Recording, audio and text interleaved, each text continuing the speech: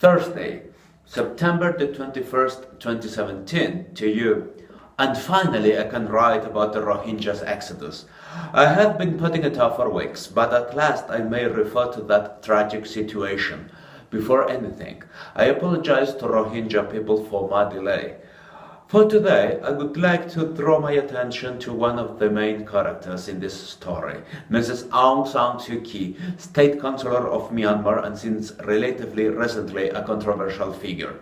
On Tuesday, Mrs. Suu Kyi gave a speech about the Rohingya refugee crisis. Rohingya people are an ethnic group which lives in the Rakhine state, next to the Myanmar-Bangladesh border.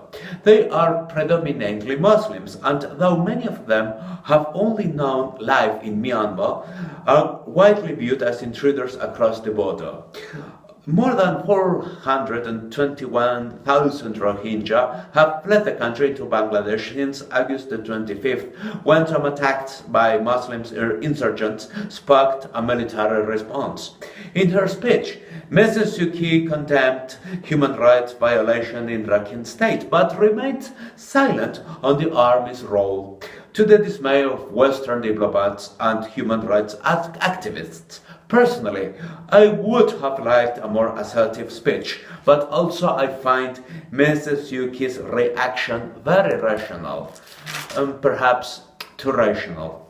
We must realize that Myanmar's path to democracy has always been too fragile. Burma's general election, celebrated in 1989, won by Mrs. Suu Kyi's National League for Democracy, was disowned by the military regime. A few years later, Mrs. Suu Kyi was placed under house arrest. As of now, a quarter of members of both houses in Myanmar's parliament corresponds to military appointees. Where else did I see armed forces appointing lawmakers? Furthermore, the incumbent president is Mr. Ktin Kyaw. Mrs. Suu Kyi could not be president because of an ad hoc restriction. She has 4 children, yet she gave in for the sake of democracy. How could have we expected Mrs. Suu Kyi to stand in front of the army for a poor group in a remote state? But also, I have a personal theory. I believe that Mrs. Suu Kyi does not trust in Rohingya people. She maybe thinks that that Muslim ethnic group could form paramilitary movements. The cruel irony is that evidence actually bears out that reasoning. In countries like Nigeria or the Philippines, Muslim minority ethnicities have formed insurgent groups.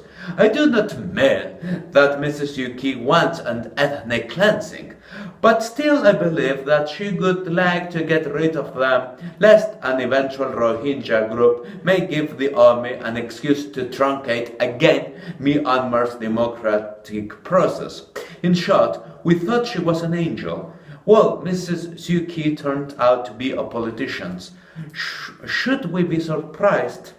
The world is still on.